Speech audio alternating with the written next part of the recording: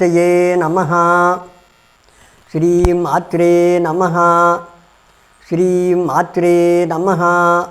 శ్రీమాత్రే నమః. శుక్లాంబరధరం విష్ణుం శశివర్ణం చతుర్భుజం ప్రసన్నవదనం ధ్యాయేత్ సర్వవిఘ్నోపశాంతయే. అగజానన పద్మార్కం గజాననమహర్నిశం అనేకదం తం భక్తానాం ఏకదంతముపాస్మహే. వందే గురుపదద్వంద్వం అవాన్మానసగోచరం రక్త శుక్ల ప్రభామిశ్రం అతర్క్యం త్రిపురం మహః. సచ్చిదానందరూపాం తాం గాయత్రీ ప్రతిపాదితాం నమామి హ్రీమయీం దేవీం ధియో నః ప్రచోదయాత్. విద్యాక్షమాలా సుఖపాలముద్రా రాజత్కరాం కుందసమానకాంతిం ముక్తాఫలాలం కృతశోభితాంగీం బాలాం స్మరేద్వాङ्मयसिद्धिहेतोः.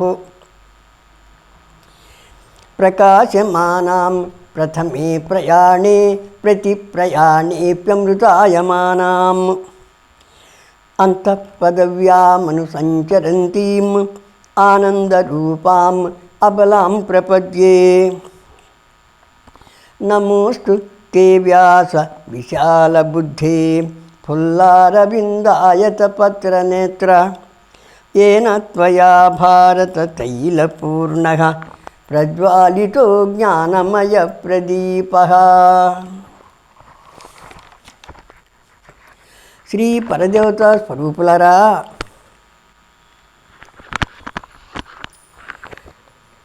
ఊర్వశి పురూరవుని పట్ల ప్రవర్తించినట్లు ఘృతాచి తన పట్ల ప్రవర్తిస్తుందేమో అను సందేహంతోనూ భయంతోనూ వ్యాసభగవానుడు ఉన్నాడు.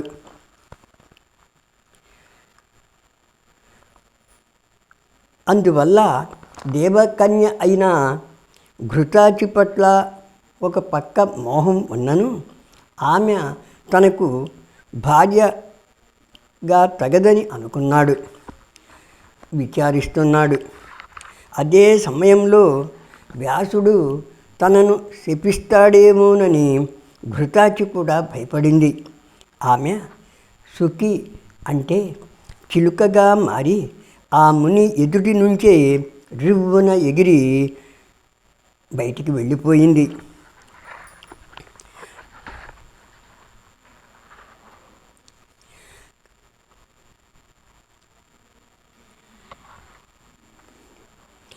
కామస్తు దేహే వ్యాసస్య దర్శనాదేవ సంగతః మనోతి విస్మితం జాతం సర్వం గాత్రేషు విస్మితః.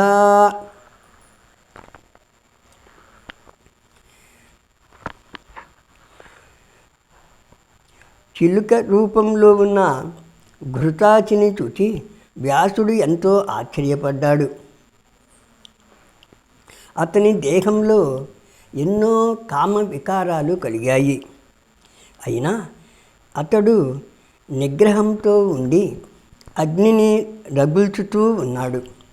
అప్పుడు స్ఖలితమైన అతని రేతస్సు ఒక అరణిలో పడింది. ఆయన దానిని గమనించలేదు.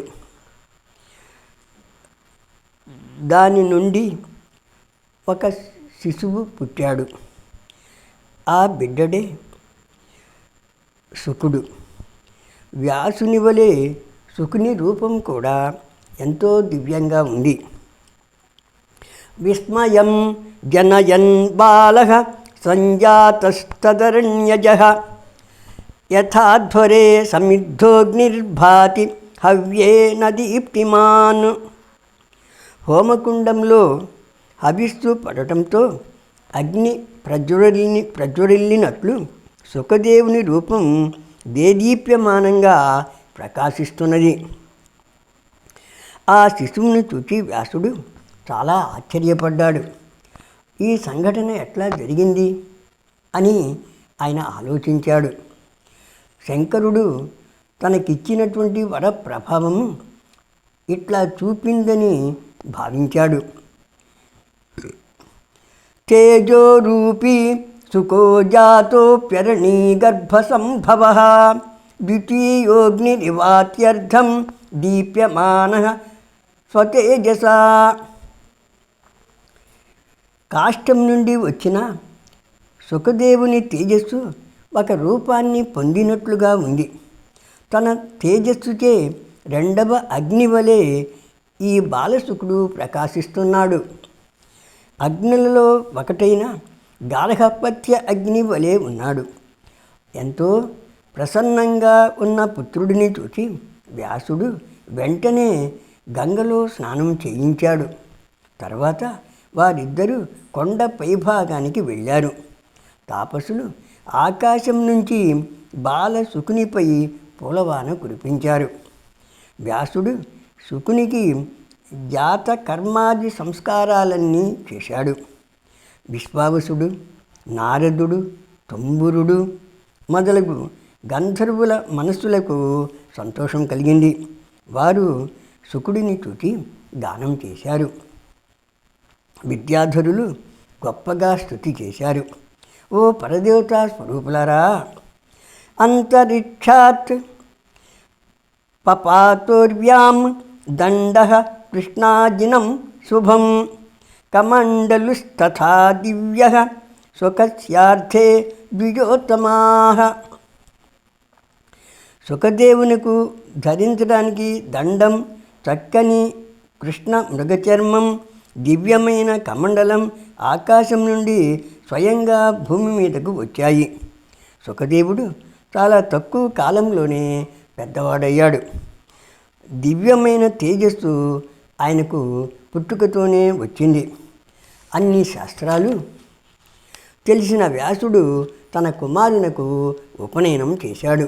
వ్యాసునికి వలె సుఖదేవుని కూడా పుట్టిన వెంటనే అన్ని వేదాలు, వాటి అర్థాలు, రహస్యాలు పూర్తిగా తెలిసాయి. ఓ పరాశక్తి స్వరూపులారా, పుత్రుడు పుట్టే సమయంలో వ్యాసుడు చిలుక రూపంలో ఉన్న ఘృతాచి అనే అప్సరసను చూశాడు. అందువల్ల బాలునకు సుఖదేవుడు అని పేరు పెట్టాడు. సుఖదేవుడు దేవగురువగు బృహస్పతిని తనకు గురువుగా చేసుకున్నాడు. శాస్త్రాలు చెప్పిన ప్రకారంగా బ్రహ్మచర్య వ్రతాన్ని శ్రద్ధగా పాటించాడు.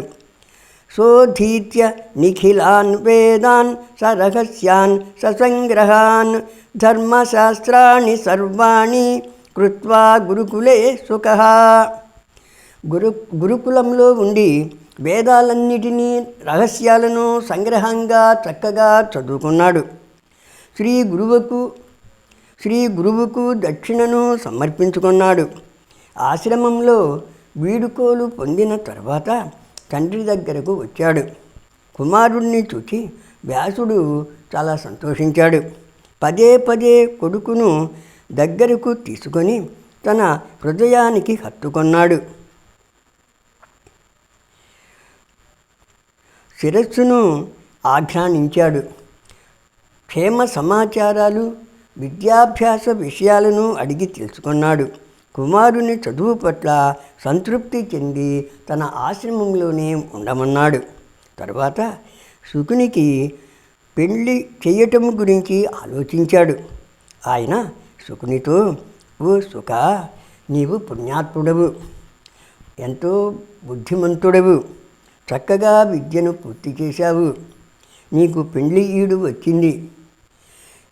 గార్హస్థ్యం చ సమాసాద్య యజ దేవాన్ పితృనథ రుణాన్ మోచయ మాం పుత్ర ప్రాప్య దారాన్ మనోరమాన్ అపుత్రస్య గతిర్నాస్తి స్వర్గో నైవ చ నైవ చ తస్మాత్ పుత్ర మహాభాగా కురుష్వాద్య గృహాశ్రమం.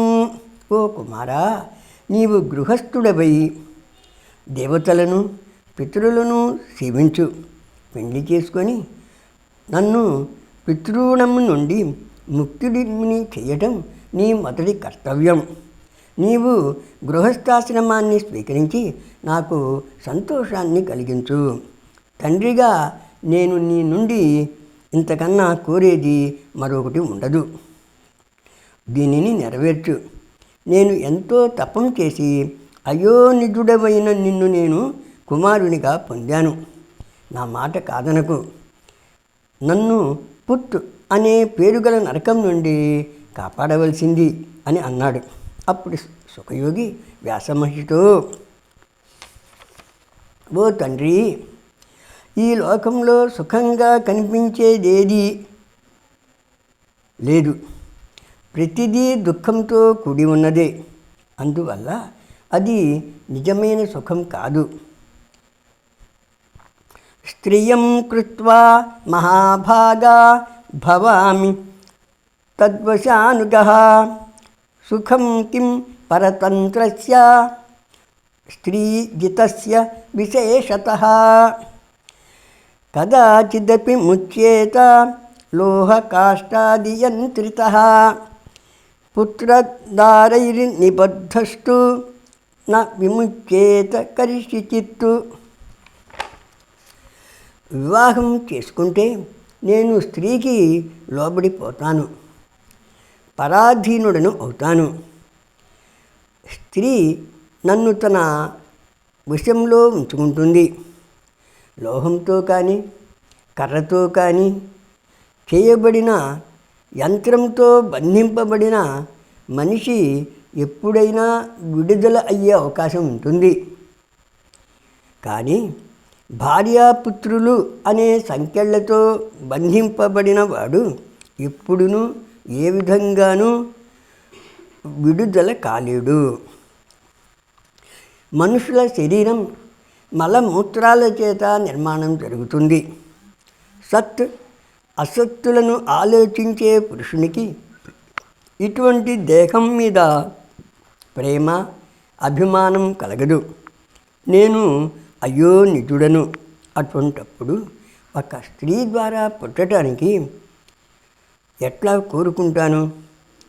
పరమాత్మకు సంబంధించిన సుఖాన్ని ఎట్లా వదులుకోగలుగుతాను?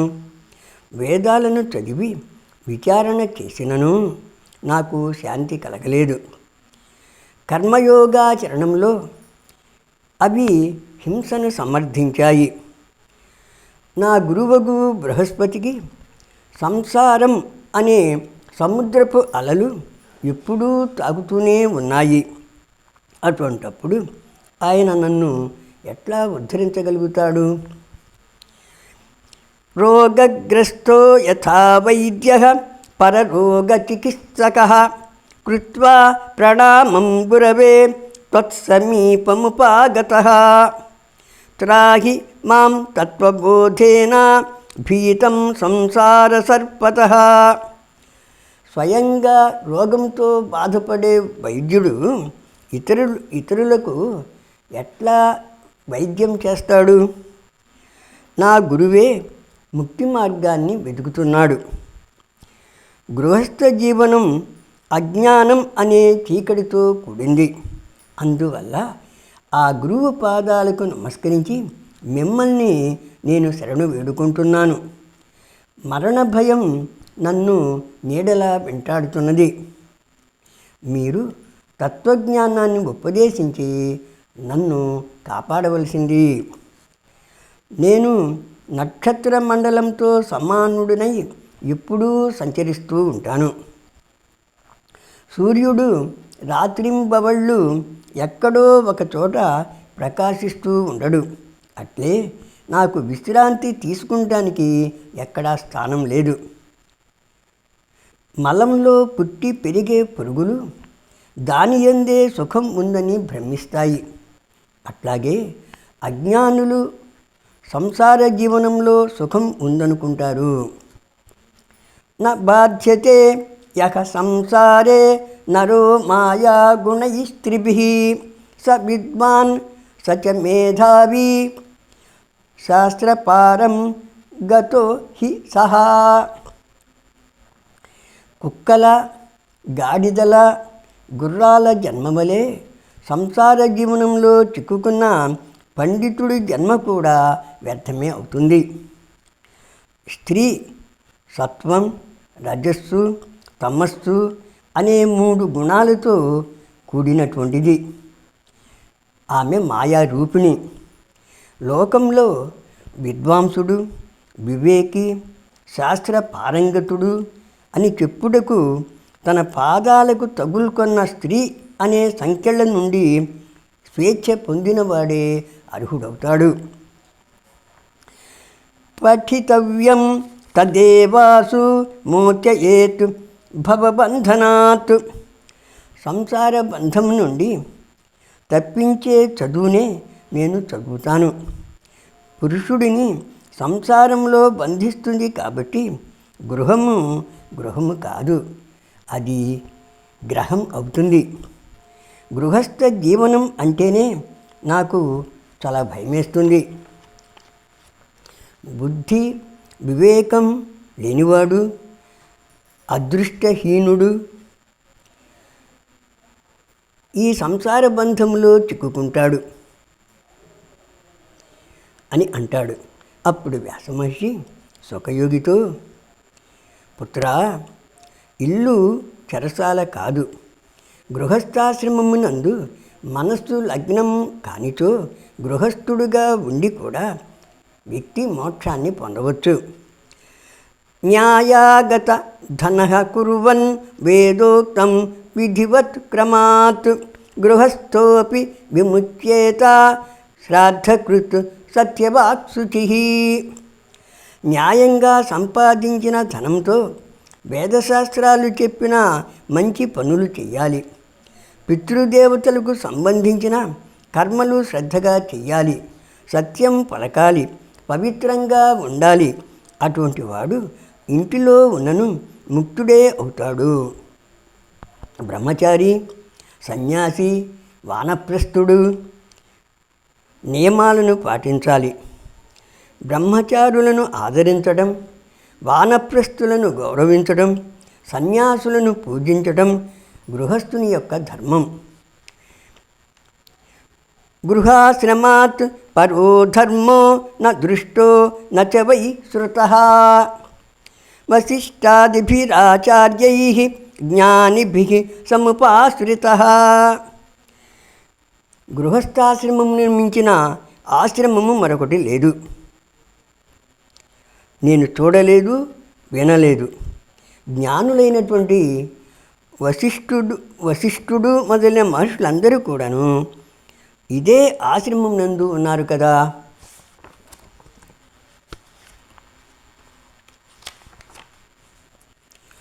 స్వర్గం మోక్షం చ సజ్జన్మ యద్యద్వాంఛతి తద్భవేత్.